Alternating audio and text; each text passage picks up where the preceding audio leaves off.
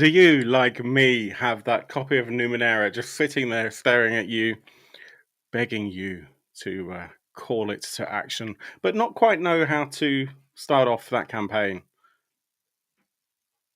Do you have other games, perhaps? Oh, I don't know, Into the Odd, The Strange, Troika, just begging for more strangeness, more weirdness, and you're just not quite sure where to take it now? Or maybe you hearken back to the 1980s and you just desperately crave to be an 8-bit adventurer in what is probably now at least a 16-bit world. Hopefully, this evening we can talk about projects that will absolutely bring that into focus, and you'll be as excited as me.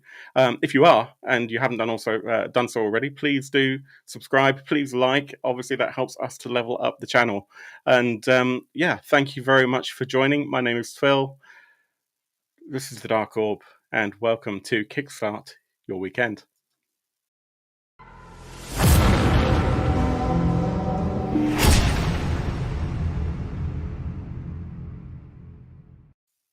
Hey friends, how are you doing? It's really great to see you.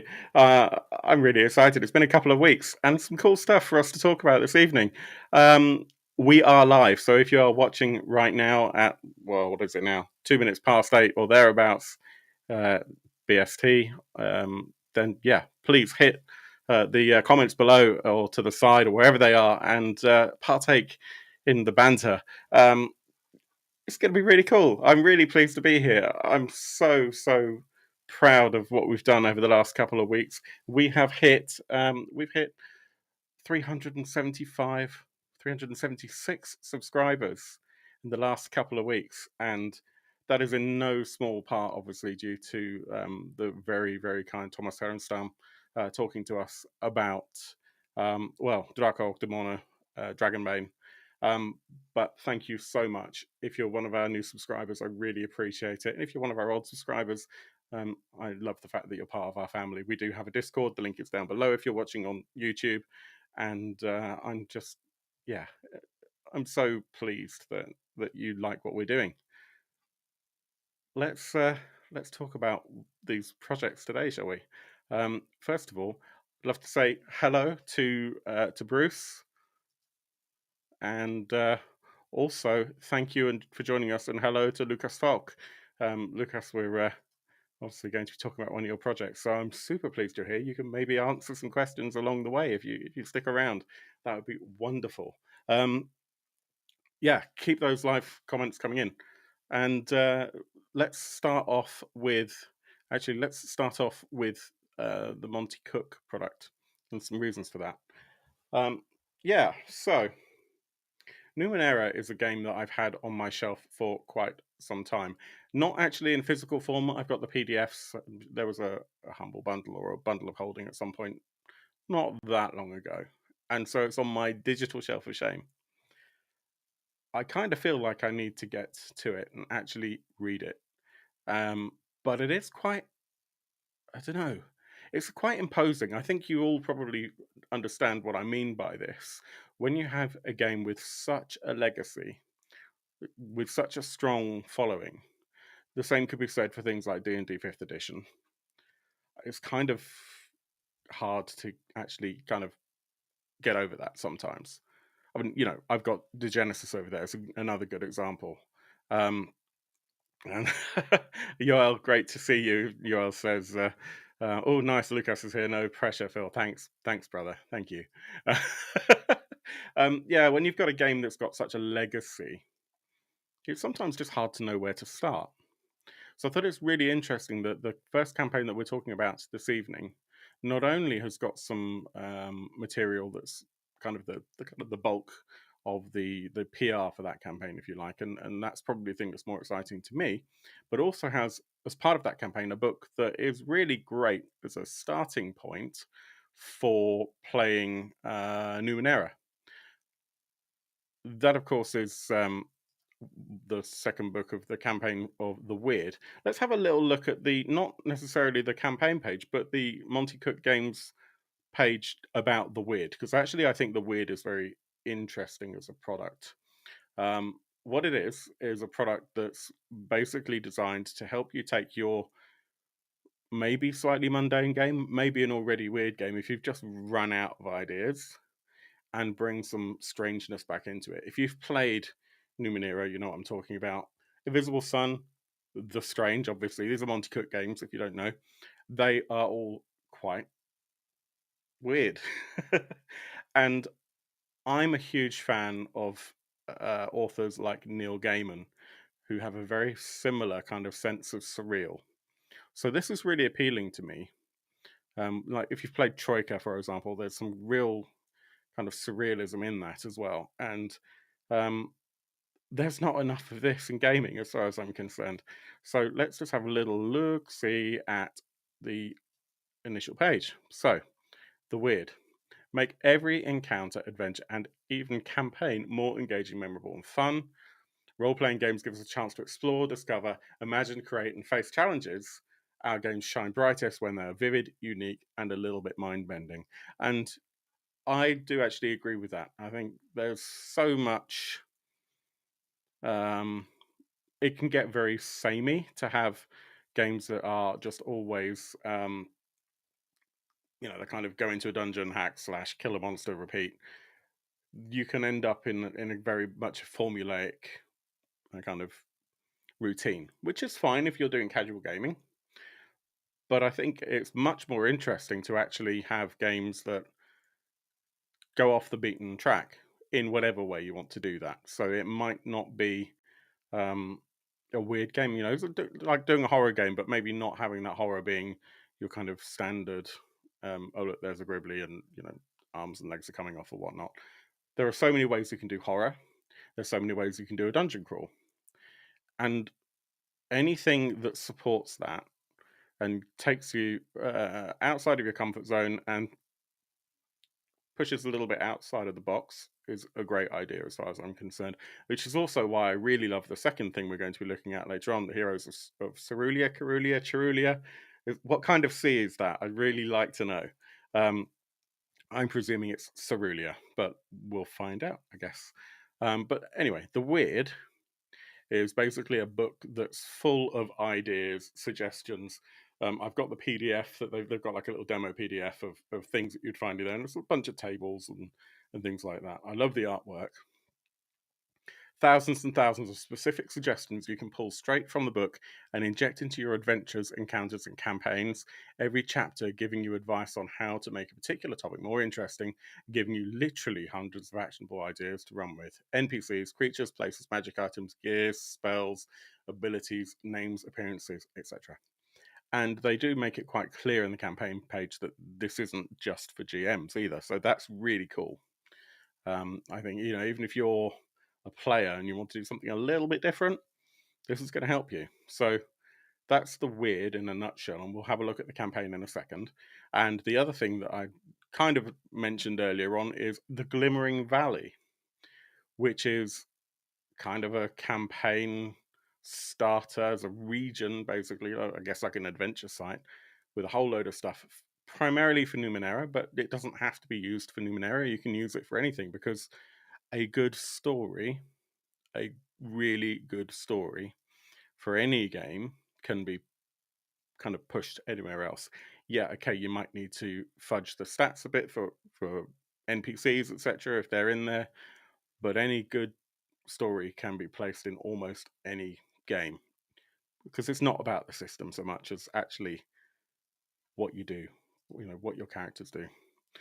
Lucas says Cerulea rather than Cerulea, not Cerulea. Great.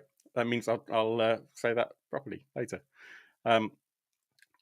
Glimmering Valley brings you a fascinating, beautifully fleshed out region from which to launch your Numenera campaign. It details an area designed specifically as the origin point of a group of eager explorers anywhere in the Ninth World, bringing Numenera back to its roots, giving players a place to call home, a place to defend if and when it becomes threatened, and a springboard into the many splendors and dimensions of the broader Ninth World setting.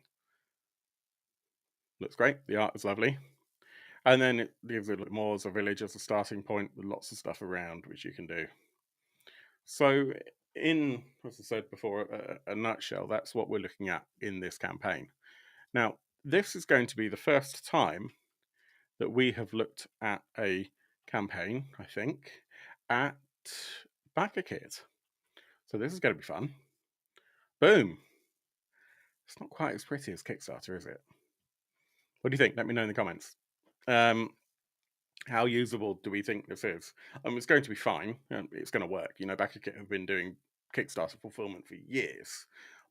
But what do we think of this as a UI? I'd love to know what your thoughts are. Keep it coming in the live chat.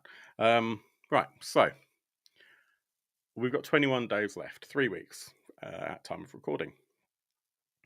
They have succeeded. They've surpassed their goal of $50,000 by quite an amount, by $225,000 almost.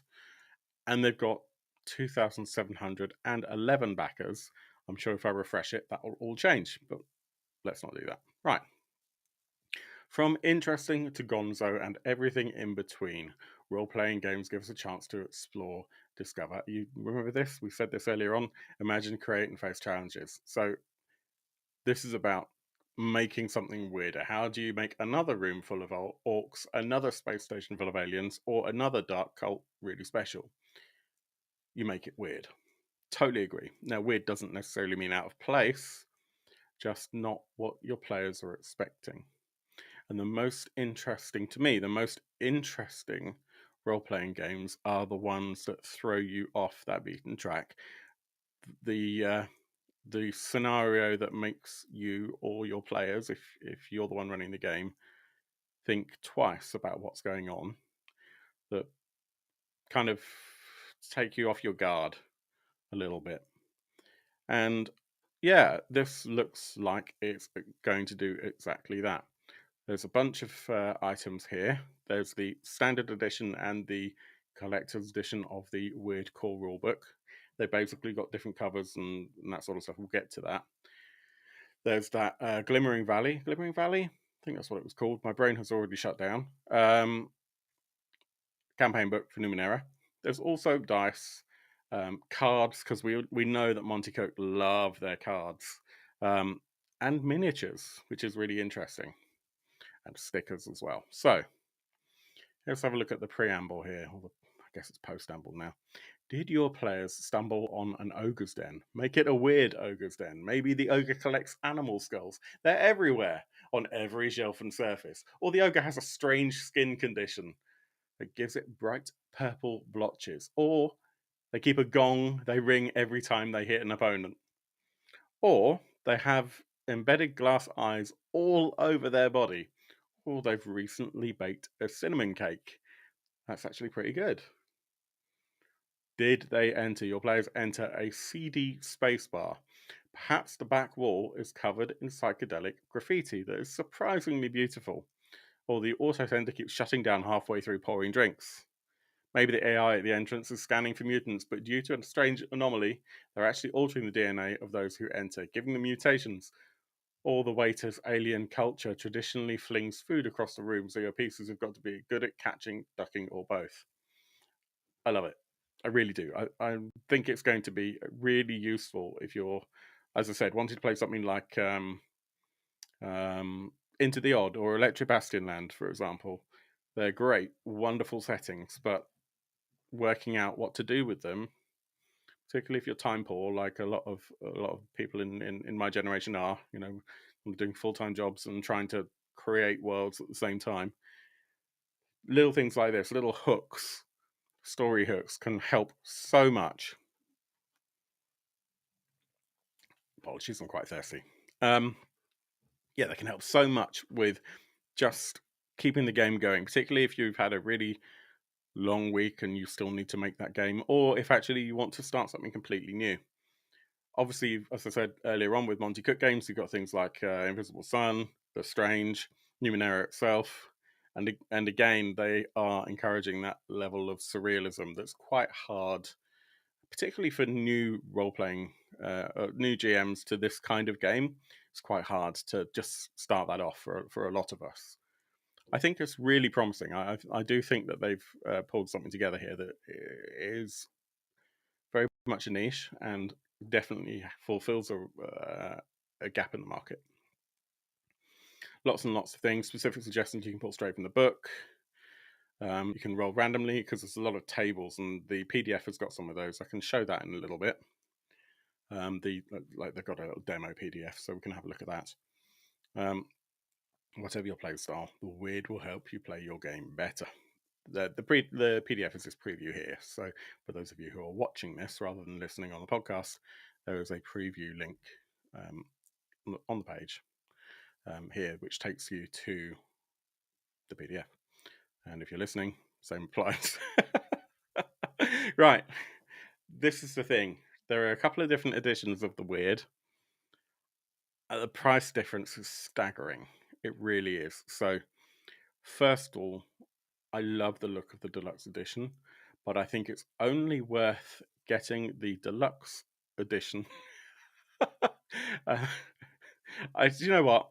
I'm just going to do this. So, when you type in with some new comments, we'll be able to see them. But Lucas just said surrealism, surrealism, or surrealism.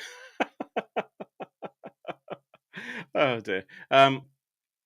Yeah. So there are a couple of different editions. If you're going to do what we have apparently adopted as the fill level, then I think it's worth getting the deluxe edition because it comes as part of that package. That package is really expensive, but I think that's the most sensible way to get this book. We'll get to the pledge levels in a bit.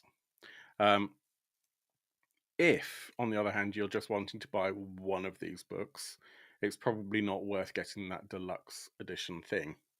Glimmering Valley, yeah, so that, as we said earlier on, that's the Numenera campaign-ish book, adventure site, if you like.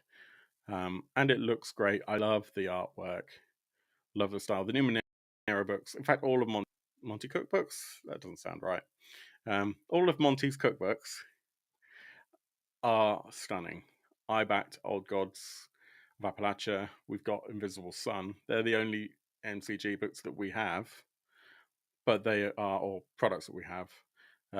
So Invisible Sun's the only one that's physically here, but just so beautiful. And you are going to get, I mean, they're just books at the end. So this is a very much subjective statement, but you are going to get your money's worth in terms of they don't scrimp or skimp on production quality.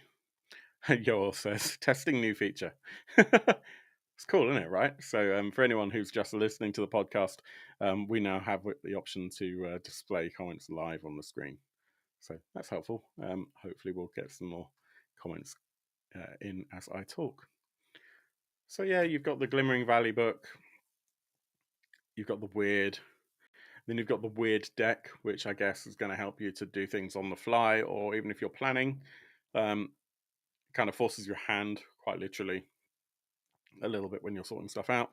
And a sites deck as well, which is adventure sites of the Glimmering Valley. As I said, Monte Cook, they love cards. They're big fans of props, generally. If any of you have seen the Invisible Sun cube, there's a great demonstration of how much they love props. And yeah, if you're lucky enough to be playing in real life, like at a physical table, roll out a Monte Cook book, Monte Cook game, and everyone will love it. Yeah, weird dice. They're very pretty. Nothing particularly new, but they're very pretty. And weird miniatures. These are great. I really love these weird miniatures. Kind of a cat mixed with a reindeer and other things. So they provided them in unpainted plastic or and as STL files. So if you are getting a digital version, for example, you can still get your miniatures fixed. You can, if you have access to a 3D printer or friends or with a 3D printer or you use one of those services, you can absolutely get that done. And then as add-ons, you can get all the other stuff that Monte Cook have been doing forever. So you can get the best game ever and all the other products that are in this campaign. I did mention that the deluxe edition of the Weird is expensive, and it really is $100. versus $55 for the standard edition. Is it worth it? Well, that's a bit of a tricky question, because what you get for your extra $45 at the moment, and stretch goals may change this, 4 stamped bookmarks, a foil cover, and a translucent dust jacket. And it will be signed, I think, if you get it at a certain level. It's a lot of money for that specific cover.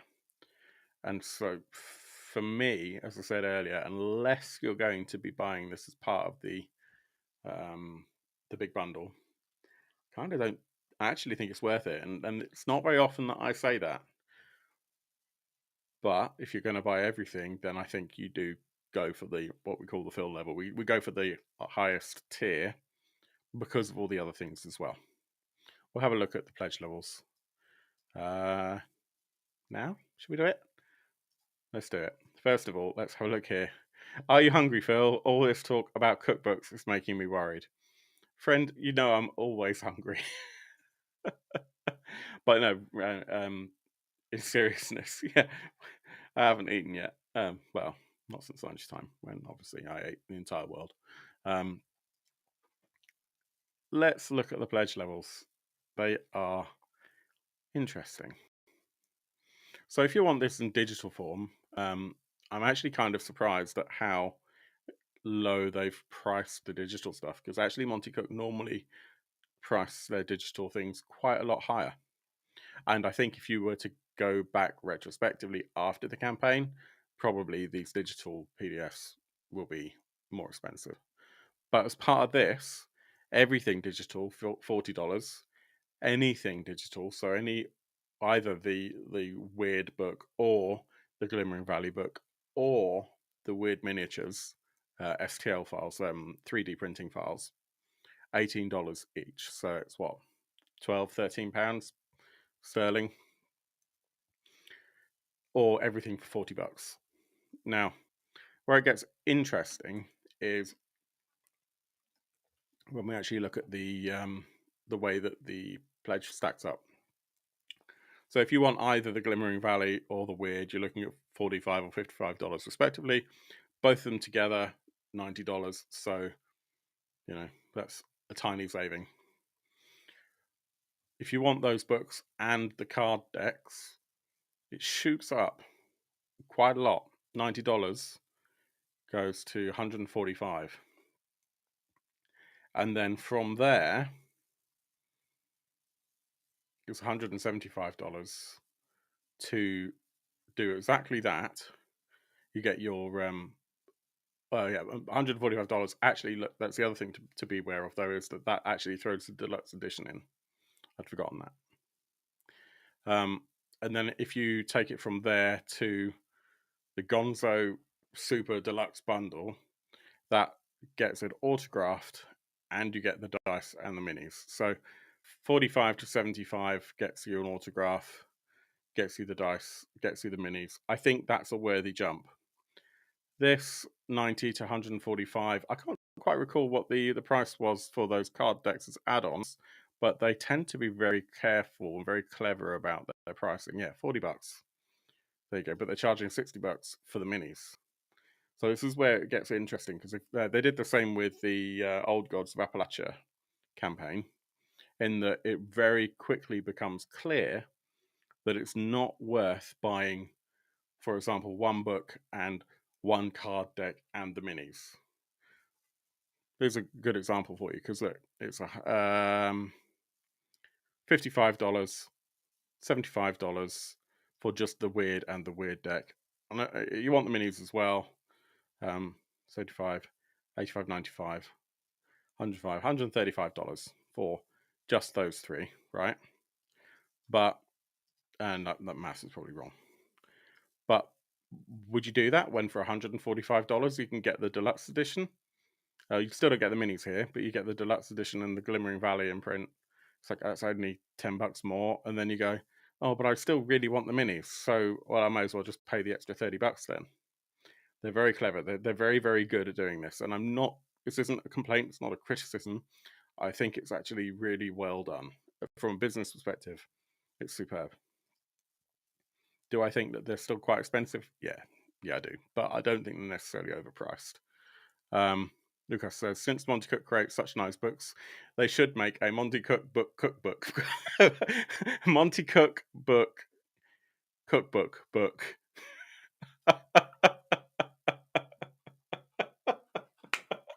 Oh, goodness me. That would be amazing.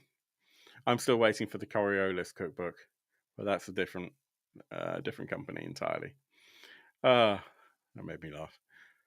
We can do a very quick look at the PDF as well. I'm just going to have to switch what I'm sharing. Bear with me. This is definitely worth looking at because it gives you an idea of the visual style. I might have to play about with formatting a bit here. Hang on. There we go. That looks all right, doesn't it? Those of you who have watched our show before, what do you think of the new layout and stuff? Is this good? Let me know.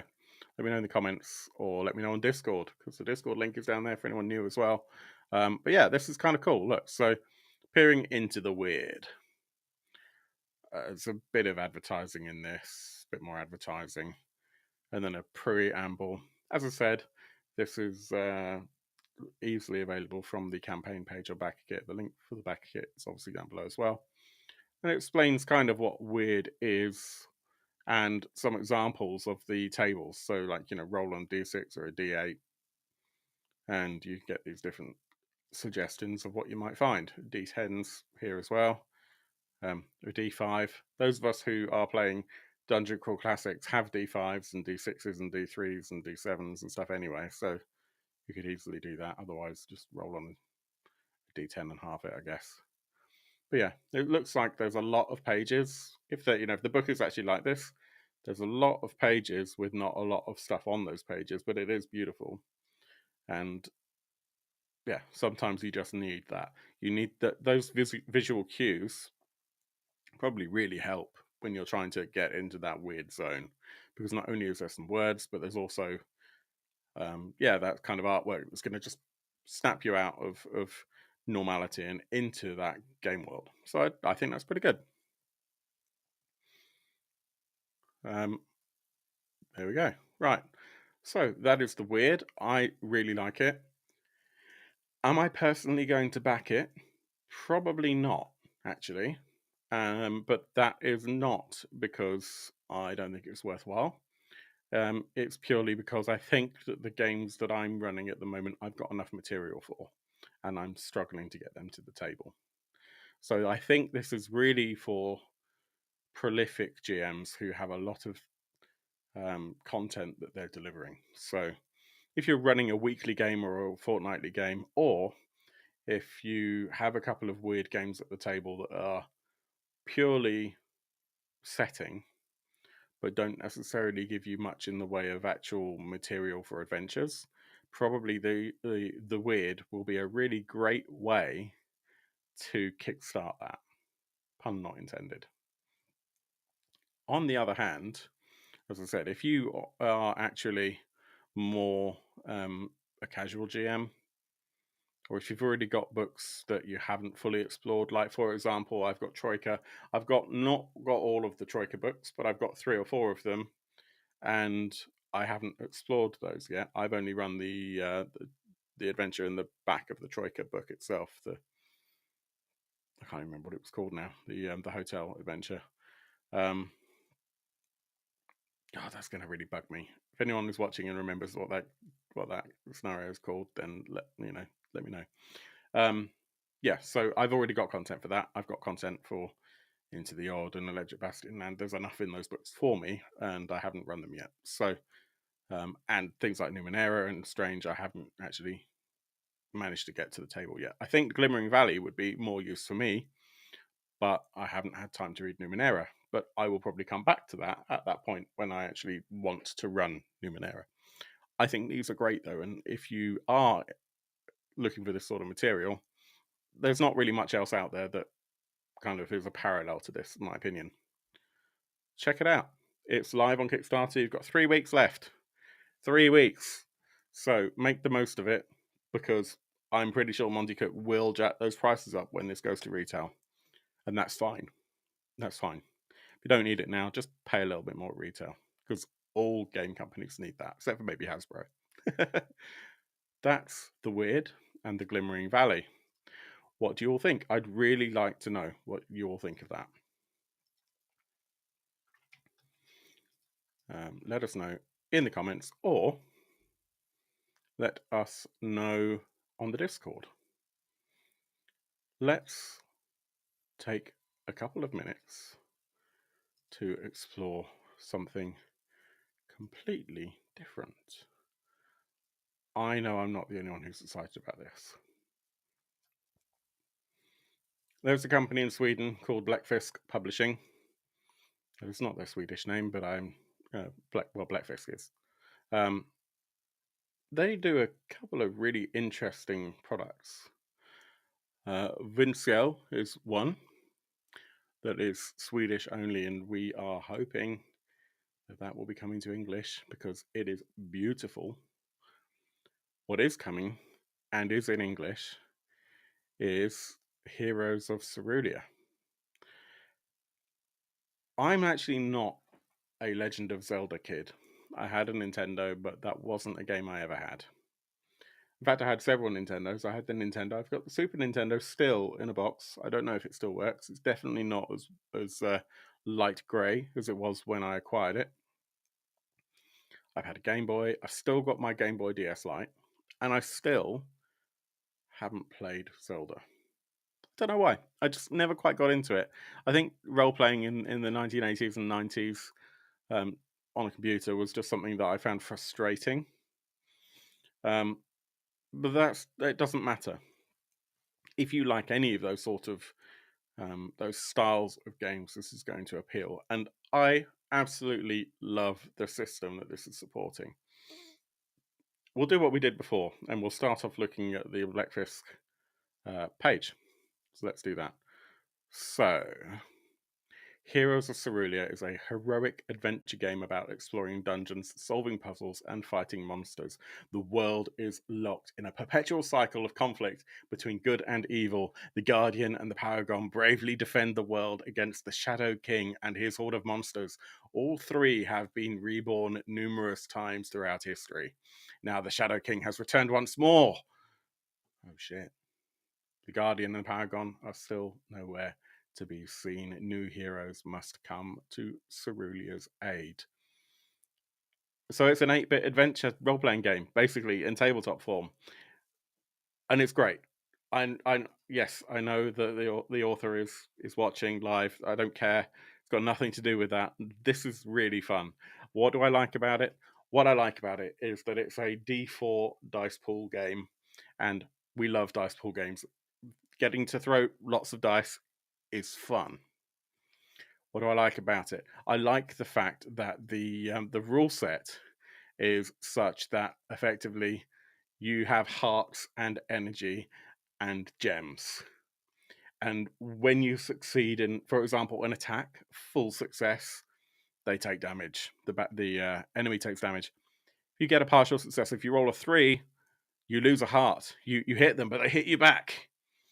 And if you fail, it's going to hurt. This is a player-facing game. What else do I like? I like the fact that... Oh, that's a new view. I'll stick with that for a minute. I like the fact that if the whole party loses all their hearts, and this is freaking genius. I haven't seen this elsewhere. And yeah, I agree with you, Yoel. D4s are not dice. That's caltrops in disguise. Depends. If you've got the impact dice for Dungeon Crawl Classics, the D4 is amazing. I just really love the feel of them. They're really tactile and they're slightly different. They're still a pyramid, but they're just different. Where was I? Yeah, if you are playing this with a party and all of your characters get to 0 hearts, do you know what happens? This is brilliant. I've not seen this elsewhere. It might be in other games. I've not seen it anywhere else. Your party all respawns at the entrance of the dungeon, and all of the enemies have respawned as well. so simple, so true to type, and I think it's great. Lucas, honestly, seriously, I know you are watching this, and I just when I read that earlier on today, I'm like, eh, I'm, not sure I'd ever get this to the table personally, but oh, genius idea. Um, what else do we have? So let me just fight with my interface again. Here we go.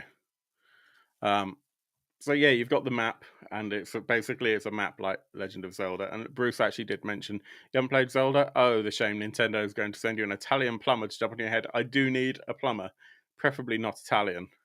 Um, uh, adventure tabletop role playing game where you explore the dungeons, lo-fi art and rules, high playability. Now, I've got a suspicion that basically Lucas has realized that he can just like pay his artists per pixel, and if they're painting something with actual ink, or even if they're doing like a high res piece of imagery like a 4K image, they're going to have to be paid a lot more for all that extra detail. But with pixel art, I mean, you should only be charged. It's a bit like being charged per word, right? You just get paid per block. Kidding, of course. There is a Quickstart bundle. It's on itch.io. It's pay what you want. And ordinarily, I'd say, pay some money. I would say, personally, and Lucas probably won't like this, I would say don't pay anything. Have a look at it. If you think it's great, but you're not going to buy it, then go through that process again and pay a few dollars so that you can get it to the table and play it in the form that it's in. So you've got like a bunch of little pamphlets. They're easily worth $4 or $5. And then, of course, if you think it's great and you actually want more, you don't necessarily need to feel bad about not paying anything, because you're gonna buy the whole thing. And that's my kind of gut thought, at least as PDF, if not physical.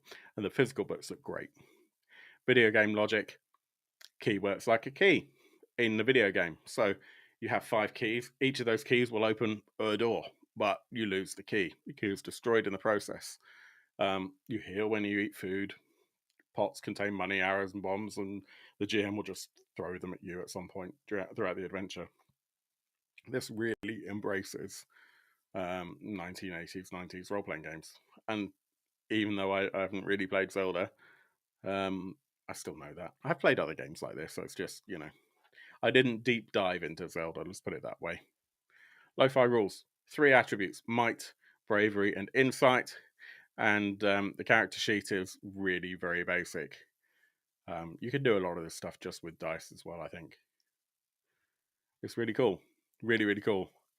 The artwork is exactly what you need. Obviously, if you are like me, a little bit older, and you need to start holding the book away from you in order to be able to see it, then if you have one of these books with the pixel art and you hold it away from you, it's just going to look like it did 30 years ago anyway. It's going to look fine.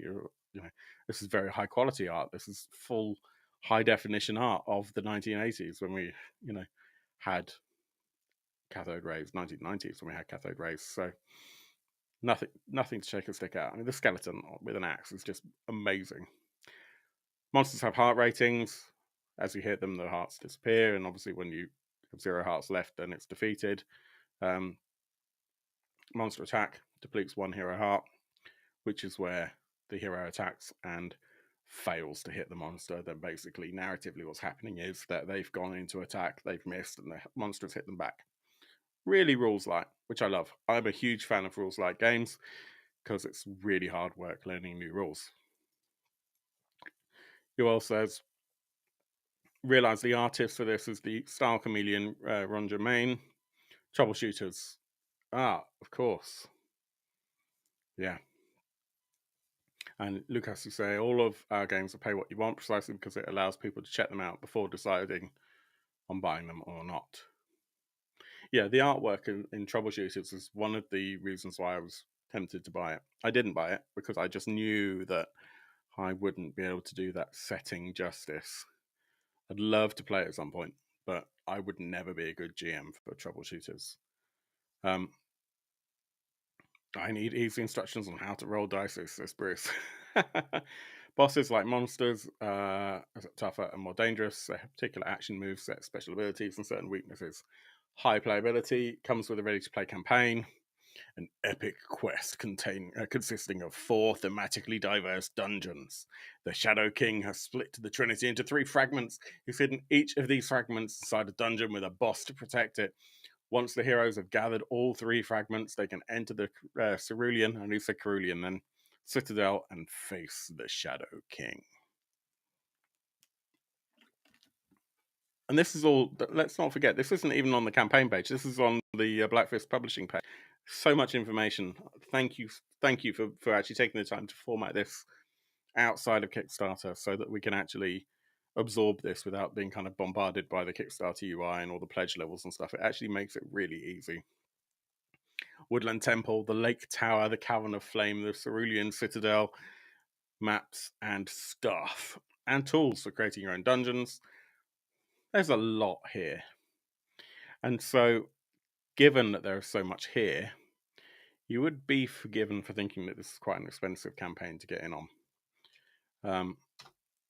And you'd be wrong. So let me... I've just realised I've not been scrolling the right page, so I apologise for that.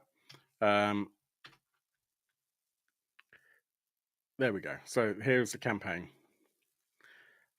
20 days left. Push starts to explore.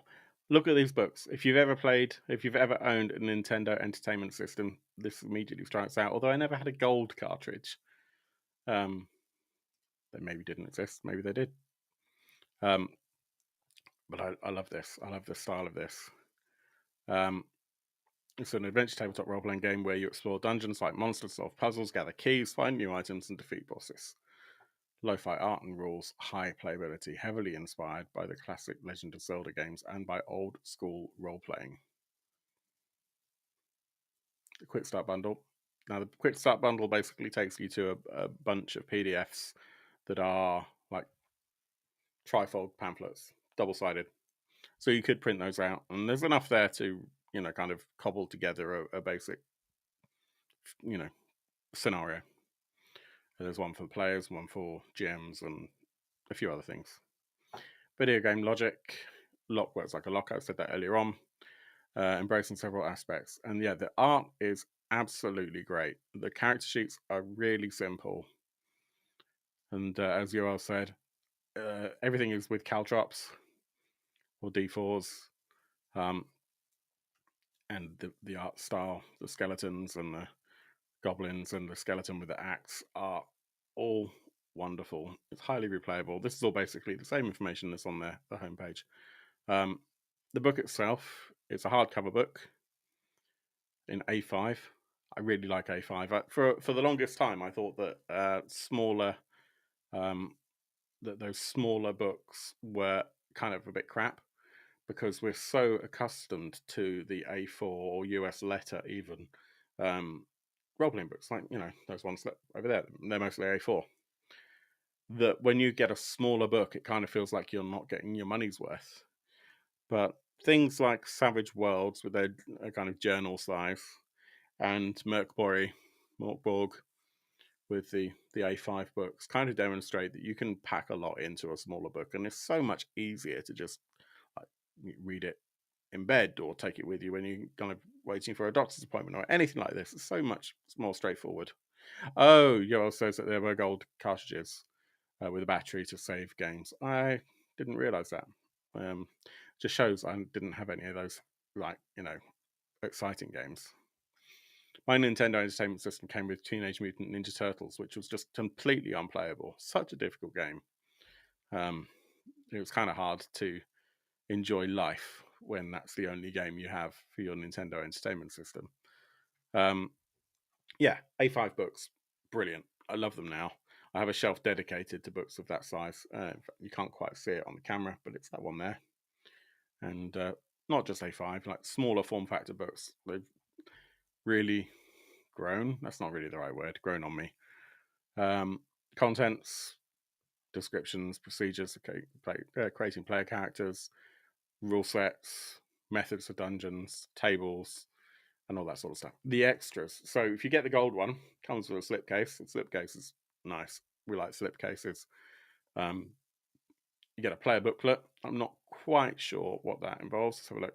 Saddle stitched. 6 pages. Okay, so it's basically, here you go. It's how to play. Your GM screen, which is lovely. Excuse me, I really like that. 4-panel portrait A5 when folded. Yeah, it's big enough. Oh, that'll do it. That's a bit like the Mokbori screen, I would say, in terms of dimensions. And yeah, it's nice.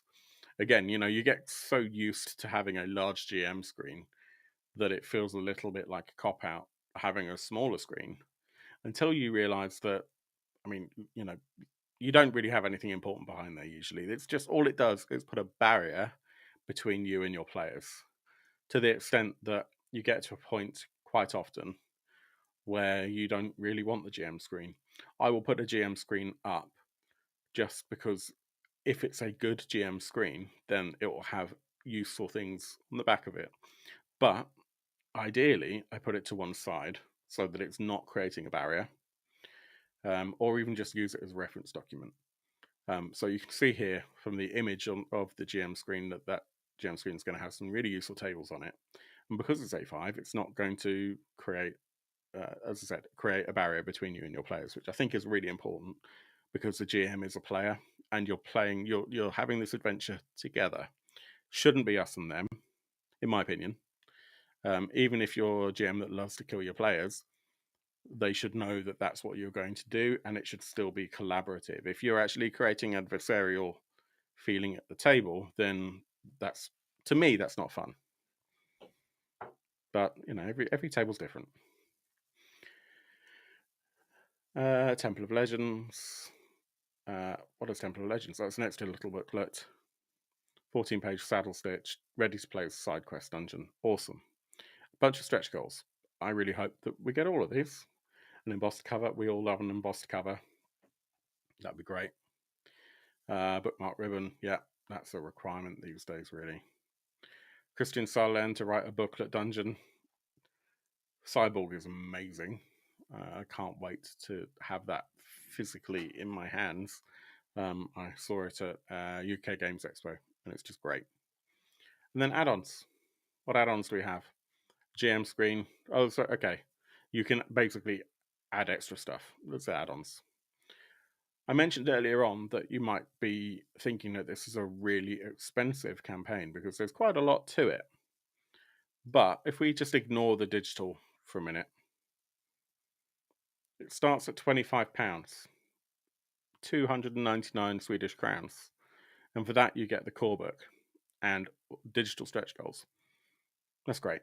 It really is. I mean, we're talking kind of Mokbori sort of pricing there, which, in fact, less than that, which is wonderful. And then for £45 or 549 crowns, you get that gold edition with the slipcase, with the player's booklet, and the Heroes of Cerulea and player booklet in PDF edition as well. Bump it up just a little bit more, so an extra £24 to get the Guardian, the fill level, as we like to call it. You get a Game Master screen. You get the Temple of Legends. You get all the physical stretch goals, which are hopefully going to unlock more and more. You get the gold edition of the book. You get the player booklet. You get the do you get the gold edition and the standard edition? Nice. Is that correct? That means you get one for the GM and one for your scummy players to put their fingers and COVID all over at the other end of the table. I'm a big fan of that. That's how you do a fill level right. Put both versions of the book in. Oh yeah, there we go. Standard and the special edition. That gets the fill squeal of approval. Yeah, and you get the digital stretch goals as well. So I would say if you're excited about this, and if you are someone who really wants to encourage your players to actually enjoy this game. Having the ability to throw the standard edition down on the table is actually very, very good. I'm a big fan of enabling your players to have access to the physical book, but I don't necessarily want them to be pouring at the book that I'm trying to run the game from. If you're just buying it for you and you don't really care, then I guess the hero is perfectly valid. I probably would be inclined to not go below the hero level, because I think having the player booklet and the all those extra PDFs is valuable. And yeah, you can add them on, but if you're someone who likes physical books, that's probably what I would be inclined to do. And I think it's really clever. I think it's really fun. Will I add it to my personal collection? I'm not sure. Honestly, I'm not sure. As I don't have that personal tie to games like Zelda, that makes me less inclined. But I think this is something really special. I think that the what you've done, Lucas, with the rules, the kind of pulpy feel of this, and the genuine old school kind of narrative that we have here, with things like the respawning at the beginning of the dungeon. I think it's great. I really, really like that a lot. What do you all think? Let me know in the comments below. If you are really excited about this, then yeah, let us know. And let us know what level you're backing it at. I'd really love to know whether you're getting it just at the PDF level, which, by the way, I forgot to tell you, standard PDF is, you won't believe this, it's £1. It's 10 crowns for just the standard book as a PDF. So I think even if you just do that, that will help Lucas and Bläckfisk out, and you'll have something wonderful for your PDF collection. And then, yeah, add an extra £24, an extra 289 crowns to get it in print, which is not a lot. I think it's really nice. I think the product is going to be beautiful. I think it's going to be a lot of fun to play. This is definitely something that you could easily play online. I think it would be hilarious around a table with a few beers or whatever you enjoy as an aperitif. And I'm excited to see how it comes out in the wash. What do you think, everyone? Let me know. Come and talk to us on Discord. The link is below. We're going to be talking about this game and Vinskal as well. Quite a lot, I think, over the next few weeks. We have, quite a small but mighty Swedish almost majority. Probably like 15% or so of our Discord is Swedish, and so we have this wonderful kind of influx of alternative gaming, which I absolutely love. So let us know what you think, and are there any other Swedish games or Swedish publishers that you want to see more of in English? I've got a few games that I can think of that aren't in English yet, that are Swedish only specifically, that I'd really love to play. I think we're there. I think that's it for today. I've had a lot of fun. I hope you have as well. I'm apparently failing hard to pronounce. Oh, because the SJ. I'm saying Vinskal. Obviously, it's probably the Vinsk or something like that. And good evening, Bruce. Great to see you. Yeah, I'm just going to pronounce it in English. Vindsjal. There you go. Vindsjal. That's how we would say it here. Yeah, it has been great. I hope you've enjoyed the show. Please let us know if you've enjoyed. Please hit like, please subscribe, and we'll be back very soon. We're starting to think about October, Halloween, what we're going to do for for Shocktober. So hopefully we'll have some content over the next few weeks that you'll all enjoy in the realm of light horror or even darker horror. Let's see. But yeah, hit us up in the comments. Talk to us on Discord. If you really love what we've done, then we do obviously have a Patreon. And we'll be starting to do things like giveaways for patrons as well. So in the meantime, I hope you have a wonderful weekend if you're watching this on Friday. Um, and I hope that your dice rolls are way better than mine. Thank you so much for joining. Take care. Bye now.